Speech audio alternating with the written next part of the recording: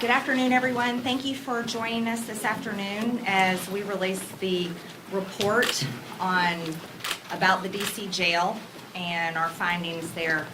Unusually cruel. That's the title that we gave this report because this is the treatment that we found of the pretrial January 6th defendants being held right here in Washington, D.C. in the jail. Now, I will tell you, along with my colleagues here, which I'm very grateful to serve with them, we had been trying many times to get into the jail to take a tour. And we're used to doing that as members of Congress. We're used to touring facilities, and it's never been a problem. As a matter of fact, normally we're welcome. But we were denied entrance by Deputy Warden Landerkin multiple times. As a matter of fact, she'd locked us out before.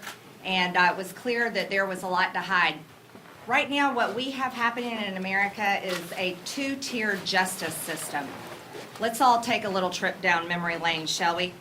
In the summer of 2020, there has been an estimated number somewhere around 7,750 to over 10,000 BLM demonstrations.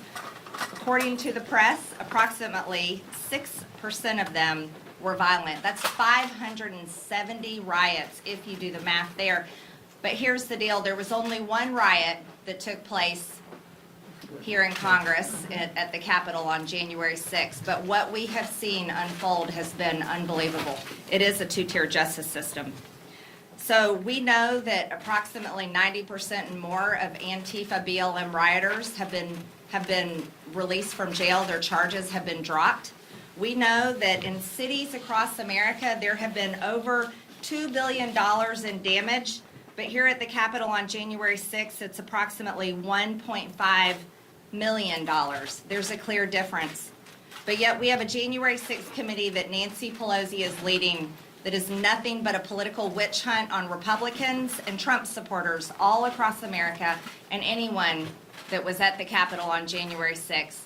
What's happening to these people being held in custody is wrong, it's unconstitutional, it's a violation of their rights, and it is an abuse that I call on every single member of Congress to start paying attention to. We need investigations. It's outrageous. The American people are purely upset, disgusted, and cannot believe this is happening in our country, and I think all of us should be appalled. You see, this jail in Washington, D.C. has been known. It's had many reports of being a despicable place as early as 1976. U.S. District Court Judge William Bryant ruled the conditions inside the jail violated the 8th Amendment's ban on cruel and unusual punishment. In 2015, a report filed showed the jail was plagued by mold, vermin, and water leaks. 2016, the jail had to move 200 inmates because of excessive heat.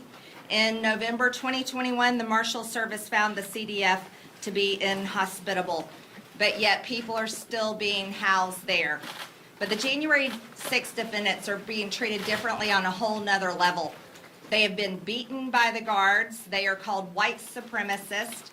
They are denied religious services, haircuts, shaving, the ability to trim their fingernails. There's more outrageous things happening there. They're denied time with their attorneys. They are denied the ability to even see their families and have their families visit there. They're denied bail and being held there without bail. Many of these people have never been charged for a crime before. Some of them are veterans, and the treatment is unbelievable. They are told they have to denounce President Trump. They are told that their views are the views of cult members, even though these are men that every single night at 9 o'clock at night, they put their hand over their heart and sing the national anthem voluntarily. Imagine a group of men being held in jail with no idea of when they're going to go to court, no ability to bail out, no ability to see their family, being mistreated and abused worse than we treat terrorists at Gitmo. Yet they have their hand over their heart every night at 9 o'clock and sing the national anthem. That's something I don't think any of us can fathom. While they're being persecuted by the very government that has the American flag over our buildings. This is completely wrong. Whether we agree, disagree, and I can tell you right now, I completely disagree, and am very against the violence that happened on January 6th at the Capitol. We should all disagree with how these people are being treated. This is completely unacceptable, and as Americans, this should go beyond political boundaries, and we should all come together and declare that this is wrong and call for it to stop. We never want to have those in power to be able to weld their power against people they politically disagree with, especially in a time where we saw political riots all over the country, and the people that committed those riots, not only most of them have been let off of their charges, but many of them were never mistreated like this. I also want to explain something to you all. The Democrat platform, Act Blue, raised money for BLM, a lot of money. And BLM brought in millions and millions of dollars. But it was BLM violence and riots that were out of control. Many of these were peaceful demonstrations, but the riots that got out of control, those were assaults and violence on private property and private citizens. But yet here we see nothing day in and everything, day in and day out in the news. It's all about the Capitol riot. Congress only cares about itself. It clearly demonstrates to the American people. It does not care about your business that got burned down. It doesn't care about the job you lost. Congress doesn't care about your city or community that was devastated by violence. They don't care about you taxpayers that have to pay to fix and mend, and they don't care about the person that assaulted you, looted your store, or hurt you in this violence. They don't care about any of that. They only care about themselves.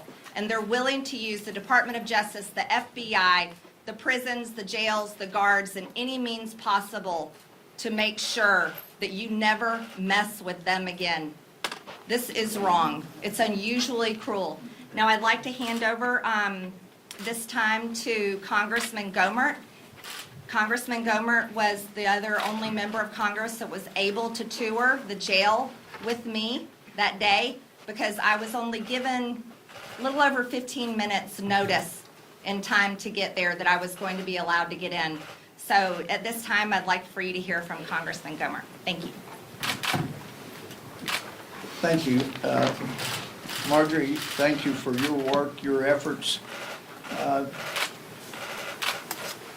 There's no better contrast between what happened in the summer of 2020 and what happened January 6th than the issue of bail.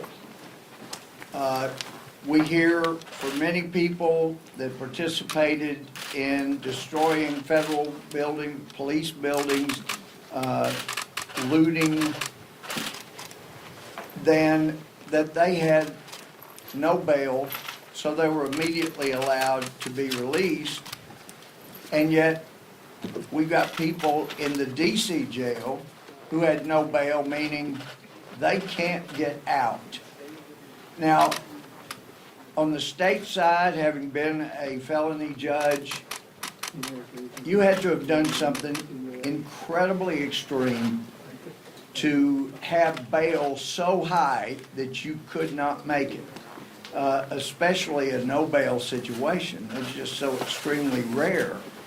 But to have that kind of dichotomy here in the nation's capital is pretty outrageous. We know, for those that are still taught any type of civics, of government, you know that under our system, you are innocent until proven guilty. And the law and the Constitution have made very clear you're not to punish anyone who's in pretrial confinement. Pretrial confinement is not a place for punishment. That can only come after conviction. And yet here what we've seen in the DC jail amounts to a great deal of punishment. And to be clear, it's not just the inmates that have suffered. As Marjorie and I toured the DC jail, some of the conditions were so astounding. I asked more than one guard, have you ever worked in a facility that had these kind of problems? And quietly they would say, never, no. It is outrageous. Now, there's some that say, oh, it's just because you've not been in jails or prison, you don't know, this is what it's like.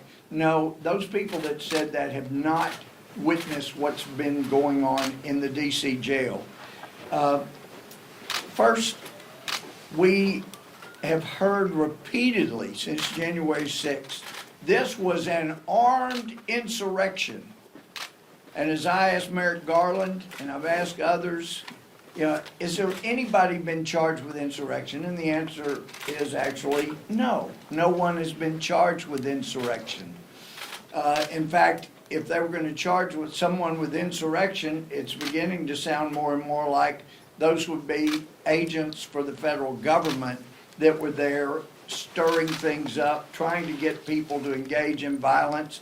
And as we heard this weekend, apparently a guy that was giving out what were later used are called dangerous weapons may well himself have been working for the federal government, for the FBI, as he was handing out what they now charge were deadly weapons.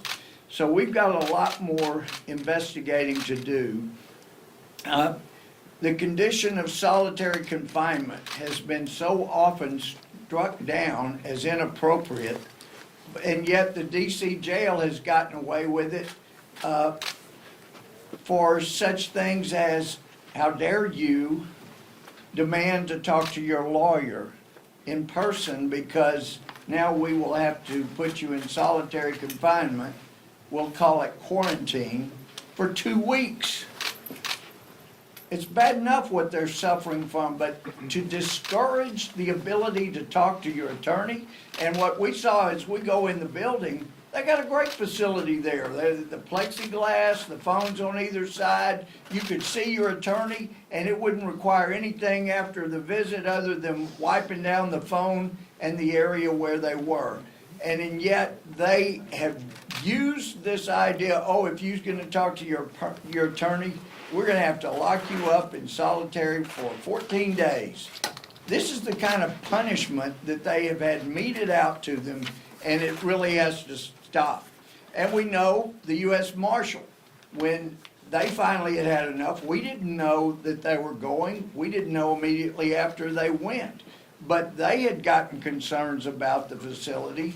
They go in, they do a search. Well, they're taken in to the area where the other prisoners were held, not the January 6th, and that gave them time to scrub off mold and try to clean up the area where the January 6th inmates were.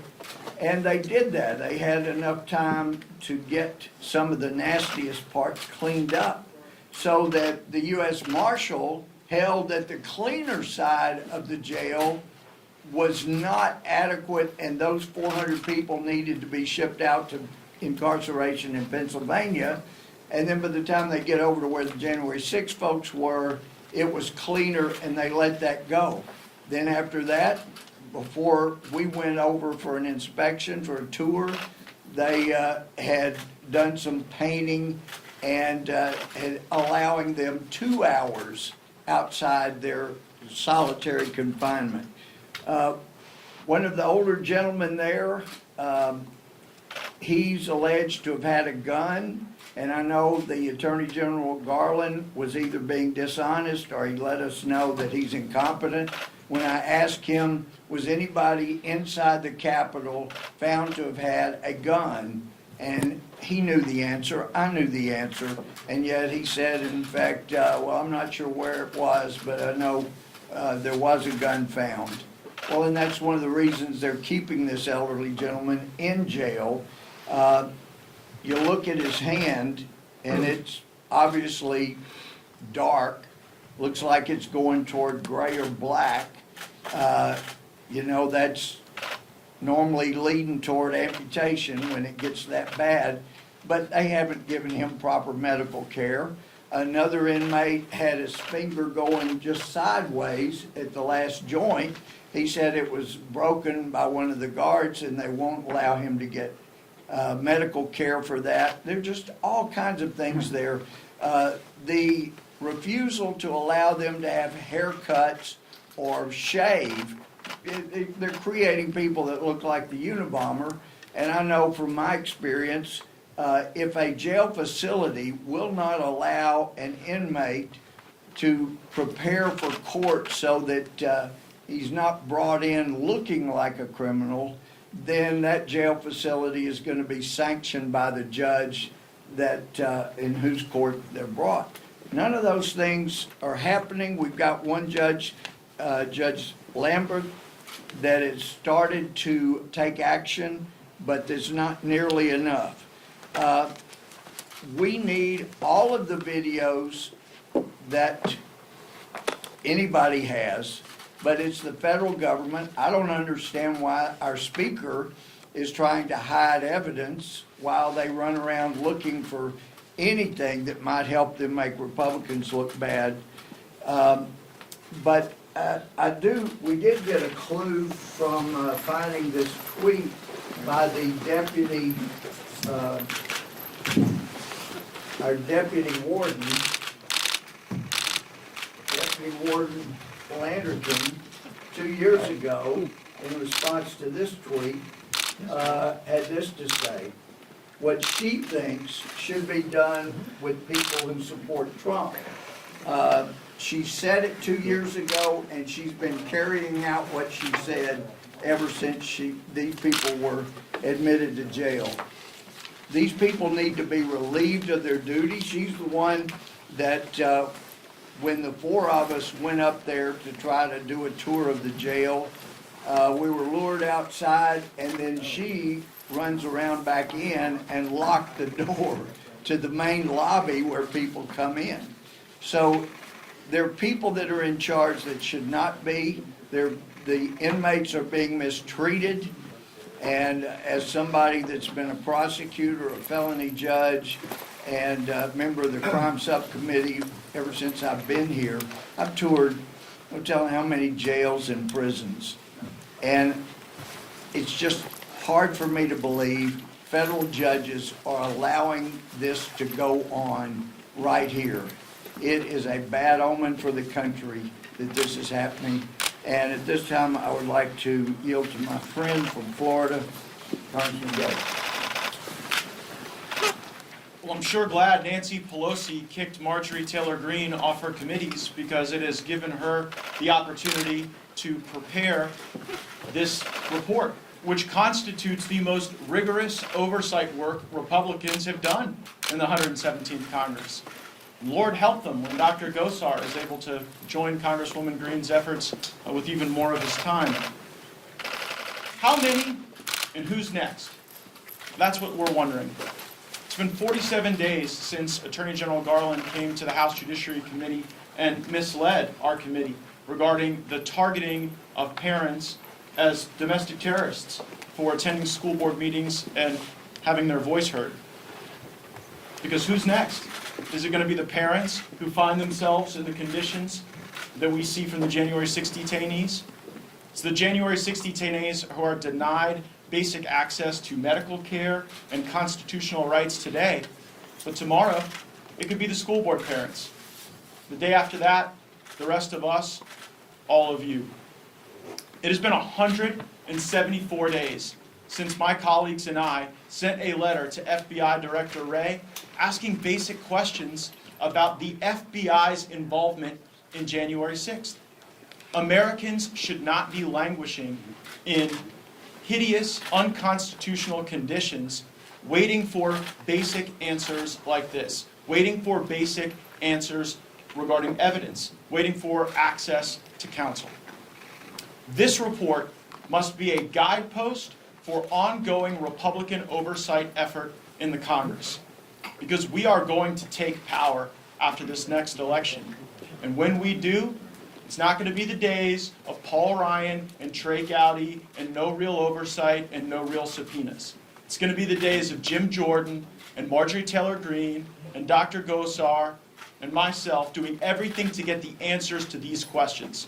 So Congresswoman Greene and Mr. Gohmert's work here have been absolutely critical. Judge Gohmert's legal analysis as a jurist is woven throughout this work product and incredibly helpful. And we are going to get the answers to these questions because this should not be happening in the United States of America. I would yield to Dr. Goes. I thank my friend from Florida. It's been nearly a year has passed since the treatment of political prisoners held in detention facilities in Washington, D.C. in relation to the events on January 6th, and it is appalling. The physical conditions described by my friends of these inmates can only be described as inhumane. Lacking access to their attorneys, to evidence, families, and even proper nutrition, these inmates are suffering disproportionately from long periods of isolation from the outside world. Many inmates continue to describe harrowing stories of being held in confinement for 19 to 20 hours a day and only being allowed outside for a mere 2 days a week. They are being denied the right to attend chapel and a religious service. They aren't even allowed communion. Many have described having to burn their hair by utilizing harsh chemicals to even trim. Others have no access to toilets. And many share horrible stories of lacking adequate medical treatment. Those have been shared by my colleagues.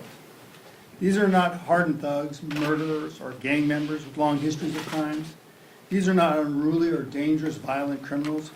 These are dads, brothers, veterans, teachers. All political prisoners who continue to be persecuted endure the pain of unjust suffering. I have repeatedly called for all individuals arrested for illegal acts on January 6th to be treated fairly. They are deserving of equal justice under the law. They certainly deserve to be treated fairly and equally to other rioters arrested at other events that took place across this country in 2020. My question is this: Mr. Biden, Attorney General Garland, why are you so interested in ruining the lives of these folks instead of equal justice? Why won't you publicly release the hours and hours of video surveillance taken on January 6th? What are you afraid of? What are you hiding? The heart of this country is equal treatment, especially by the courts. The public demands and the defendants deserve equal justice under the law. What is being described by these political prisoners is nothing short of human rights violation. The silence from the ACLU and Amnesty International is deafening. Maybe we need to look once again at the NDAA for the indefinite detention of American citizens to make sure it's fully removed this time and this time finally. We cannot let these injustices go unnoticed, and we will continue to fight. I will yield back to Marjorie Taylor Greene.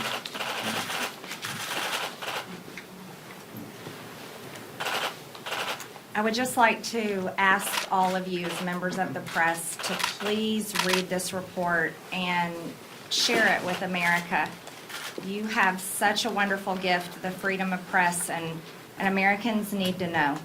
Whatever your political bias is, I ask you to please overlook it. That's what journalists are supposed to do. And share this information, because I think it's our duty in this time to share the truth. Just as I've put in here about the jail, and Congressman Gohmert put in this report about the jail, share it, and please help people understand what's happening, and let's all work together to take a responsibility to not allow this to happen anymore in our country. We've got to do a better job, and I really want all of us to be part of it. As members of Congress, we're calling on our colleagues to step up, and we have to bring this to an end. We need a good justice system, not one that persecutes people. And as members of the press, I ask you to tell the truth and report it. It's your responsibility to do so. And now we'll open the floor for questions. Congressman Green, thank you for taking my question. Something that you mentioned during this press conference was the Black Lives Matter movement. And something that the proponents of Black Lives Matter talk about often is the criminal justice system, issues of mass incarceration, and so forth. And so I'm wondering, to what extent have your experiences touring this DC jail and seeing what conditions are like inside prisons, to what extent has that made you reflect on the criminal justice system writ large in this country and the potential for reform that people who are opposite you on the political spectrum often call for? Well, looking in the jail, we put the full tour in there. So there's a lot of detail about every single part of the jail. Now, here's what I can say about criminal justice reform. I do not think it's good for anyone in prison to have to read Nation of Islam newspapers and that be one of the only publications they have, or information or curriculum that informs them because of the color of their skin. This is why they're being treated this way. I don't think that is good to rehabilitate anyone. I think in prisons and jail, we should rehabilitate people, and that has to do with job skills, education, and building character, so that when they leave there, they're able to have a really good second chance. And those are the things I believe in and I would like to work on. As far as the difference in the jail, though, it's very clear. The January 6th defendants, they were not allowed to participate in any of the continuing education curriculums that we were shown that other inmates and other pretrial defendants are allowed to participate in. The January 6th defendants are not allowed to participate in job training like the other inmates and defendants are allowed to participate in. The January 6th defendants are not allowed to participate in mock trials that there was a third-year law school student there helping other inmates learn how to handle the courtroom and what to do. None of those things were offered for the January 6th defendants. They were isolated in a separate wing of the jail where they are abused, where they are ridiculed, where they are mocked because of their political beliefs and because of January 6th and because of the color of their skin. So there is a two-tier justice system, and these are the things that need to end. I believe in criminal justice reform, but I believe it should be reform that's fair completely across political lines and skin color. And I can tell you what we saw in the DC jail, none of that exists. Yes, ma'am. So Democrats are poised to use January 6th throughout the midterms on their messaging point. Is this an issue you think Republicans can mobilize around for next year as well? I think that every Republican voter, and I think many Americans, independents and Democrats that I've spoken to and have asked me questions, they care about January 6th because they see the clear hypocrisy. You see, here's the problem with a lot of political consultants and people running for office. They forget that people aren't stupid. As a matter of fact, American people are really smart. And they're able to see when they're being lied to, such as when there's big political biases in the press. They're able to see when on a campaign ad on the television that, oh yeah, you want to show me the riot at the Capitol over and over again? Well, I remember the riots that went on in 2020, and they can drive down the road in their city and still see the burnt down car dealerships or stores and remember all the looting that took place and the police officers that were attacked. So I don't think this is about campaigns. I think this is about real events and what happened to the American people here in our country. Yes, sir. One question for you and one question for Judge Foreman. The D.C. Circuit, this is for you, the D.C. Circuit already ruled that most January 6th defendants should be released. But those who, quote, actually assaulted police officers, broke through windows, doors, and barricades, and those who aided, conspired to plan or coordinate such actions are in a different category of dangerousness than those who cheered on the violence or entered the Capitol after others cleared the way. Most defendants who are facing charges from January 6th have been released.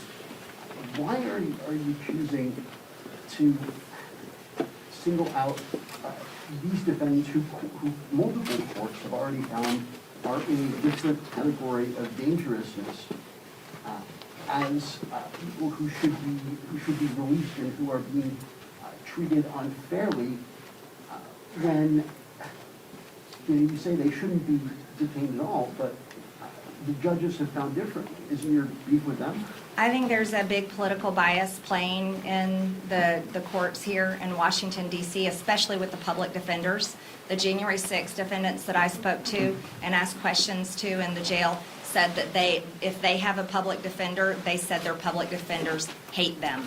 And they're being represented because they're poor and they can't afford to pay a lawyer, and they're being represented by public defenders that call them white supremacists, tell them they have to denounce President Trump, tell them they have to denounce their political views, want them to watch videos and read books that basically is critical race theory training in order for them to have this public defender represent them. You see, that's a political bias in the court. sorry, Let me, are excuse you- me, let me go further. I'm not involved in anyone's cases here, and I'm not defending any of the actions that happened at the Capitol, nor will I, because as I said before, I didn't like it, and I don't agree with it. I objected to electoral college votes, but I wasn't a part of the riot and was shocked when it happened. But what I will tell you is the treatment of these people is absolutely wrong, and I spoke to people in the jail there that were not charged with violent crimes, that walked through the Capitol. So when you see people being held indefinitely, and they've been held in solitary confinement 22, 23 hours a day, being held in a prison cell where their bathroom, their toilet doesn't work, and they have to hold it for more than 20 hours in order for them to wait to be able to use the toilet when they're let out. When they're being force-fed gluten food and they have celiac disease, and so the food that they eat makes them sick every single day to the point where they will go without days without eating in order to just feel better because they are not given better food. I think we can clearly see that there is serious abuse happening here, and we can go beyond the silly-dilly political games. I think we need to break down to the facts, and I'll hand it over to Congressman Gomer. Yeah, and let me address that too. With regard to the treatment of the inmates, I think it's very clear to those to Marjorie and me that what the courts have gotten is not accurate. And it will not be until some federal judge forces Speaker Pelosi and the Capitol Police to release every hour of video that we will have an accurate picture about who did what, because they haven't gotten it so far. And we know that from some of the lectures that some of the judges have provided. Now, look, I was known as a law and order judge and chief justice, and I believe in punishing people for their wrongdoing, and there was wrongdoing on that day. But the further along we go, the more we find out federal government involvement may have actually brought about people carrying what they now call deadly weapons. And we now see Epps and John Sullivan, who has been released long since, out there trying to stir people up and getting them provoked.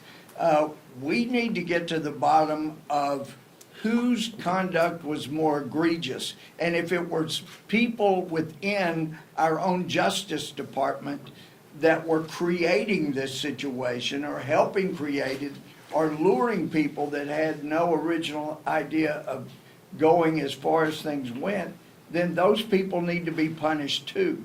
And let me say this too, because we've been accused of saying, oh, you're out to help the white. I didn't know what skin color everybody in the DC jail had until I got there.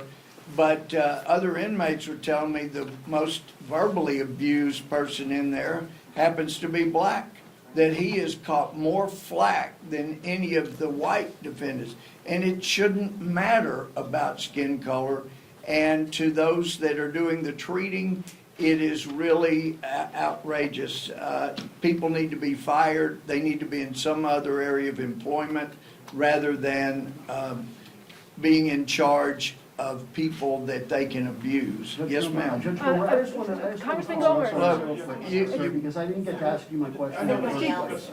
Let everybody ask one What- before you get back to your second. What's your question? Sir, you've made some pretty serious accusations. Are you saying that you have reason to believe that on surveillance video captured in this building on January 6th, there is evidence that federal agents staged or provoked the events of that day? Are you saying And- that is what will be found on that video? And that question indicates either a dishonesty on your part or a lack of integrity, because there is film out there publicly that shows Epps, Sullivan, other people who are participating. There is video we are not being allowed to see. When I was visiting with the inmates, very few of them had been given discovery, and it was lists of video, and they were saying, look, see this video, this is where it depicted this, and they skipped 1, 2, 3 segments, And different ones were pointing out, that's the segment where this was shown, and that's what they're cutting out. Some judge is gonna have to get serious and release everything, so that we can all make that determination, because what we've seen so far, as more and more comes out, raises important issues that cannot be resolved until we get all the film. And if you have not seen federal hand in some of this, then you're not paying attention. Yes, ma'am? Congressman, do we have a estimate right now of how many detainees are still in the DC jails right now? The latest in between 40 and It's 50. somewhere between 40 and 50. But I would like to talk about what I saw on video footage when I was in the jail. I was shown video of Roseanne Boylan dying, and I talked to the man who is a January 6th defendant, and he's the one that gave her CPR. And I saw the video of that. And then I also saw the video of her being drugged down the hallway, her lifeless body, and her shirt coming up and exposing her breast. That's on the video. The story of what happened to Roseanne Boylan and her family deserves to know. That's all on that video. That video should be released. There's a lot of video that should be released. But I think if you want to write about what happened, somebody needs to demand that the video for Roseanne Boylan be released. And these questions you're raising used to be asked of people in government, people that had the video, that had the people that could verify, testify, but even more than that, the video. Those are the questions that need to be asked of them. Why are you not allowing all the video to be shown? And it sounds like to me that there's some Andrew. people that don't have a problem with the way people are mistreated.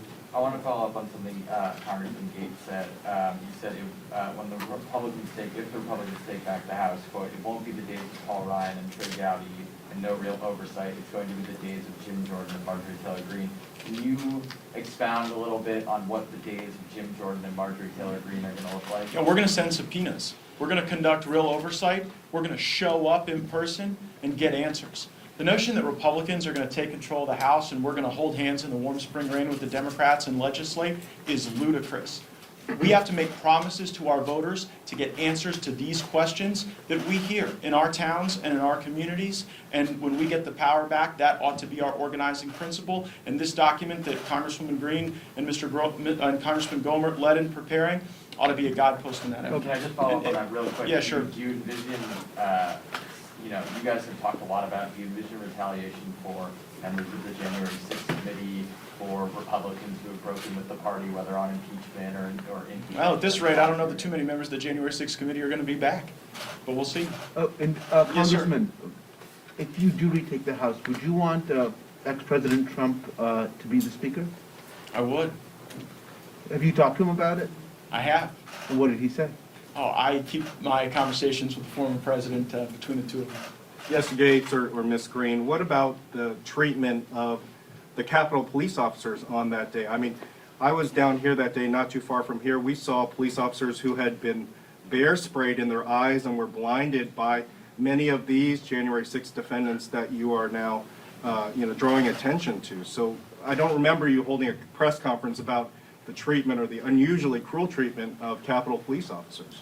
You may not remember a particular press conference about police officers, but I have made many public statements and cried out against all violence against police officers. About the For police BLM officers who defended this building? Yes, for the police, specifically Capitol Police here. Congressman Gohmert sponsored a bill that I co-sponsored along with him, wanting to give, medals of honor, wanted to award them for how they were treated during the January 6th riot, but also extend it to police officers all across the country. I'm not going to separate them. I am very supportive of our police, and I have consistently denounced the violence here. So do not go down that route. That would be completely unwarranted. I think another thing that we need to talk about is the January 6th committee, their unconstitutional bounds that they are completely crossing, wanting to get records of telecommunications companies, bank records of people, so they can continue to politically do this warfare that they're waging on Republicans, but yet they're unwilling to go to the DC jail. They're unwilling to release videotapes. They're unwilling to talk about the real things that happened that day. They just want to extend it to keep on attacking Trump, keep on attacking President Trump, because they're so filled with Trump derangement syndrome, and they need something to cover up the fact that Joe Biden's administration and the failures of the Democrats are destroying our country right now. So I think the best thing that the January 6th committee should do is they should take a tour of the DC jail, and they should go look at the conditions that are happening there, and then, you know, talk to more police officers, talk to people, witnesses that were there that day, and release all the video. Because if we release all the video, then there's no speculation or guessing. It's all there for everyone to see, and that's how this nation can heal, when we are able to look at the truth. And let me respond to that as well. I've made clear that when it comes to anyone who did violence on a Capitol Police or any law enforcement here, that I would have no problem sentencing them, and I would sentence them to incarceration. That is serious. But when somebody is in pretrial confinement, it's very important we don't confuse punishment that comes after conviction with pretrial confinement, where the jailers get to make their own pronouncements of guilt and then carry out punishment. If we are going to have an orderly society, you betcha, I believe in punishing people who assault members of law enforcement. I have, I will, I've sent people to prison for long periods of time. But if we confuse the pretrial detention with post-trial punishment, then our system is hopelessly lost. And that's why we're raising Cain as we are here, because we want to salvage the system. Were any of you in touch with any of these defendants prior to January 6th, or anyone who's currently being detained? I've been in touch with no defendants. No, I haven't either. Didn't know any of them. And I've gotten letters from different ones. Thank you all So you so were in much. touch with them prior to the insurrection? No, let me be clear. When I said I'd gotten letters, that was after detention. I'm not aware of any contact with anybody that participated in January 6th and committed offenses. But it does raise the issue of an offense. I didn't know in June of 2016 that it was a felony crime, but for many of the January 6 inmates, they've been charged with obstructing an official session of Congress for 4 to 6 hours. And if we're going to have a fair system, then most of the Democratic Party in the House that was there in 2016 need to be charged with the same thing. They obstructed an official session of Congress for 26 hours. Thank you. Congressman, one more question.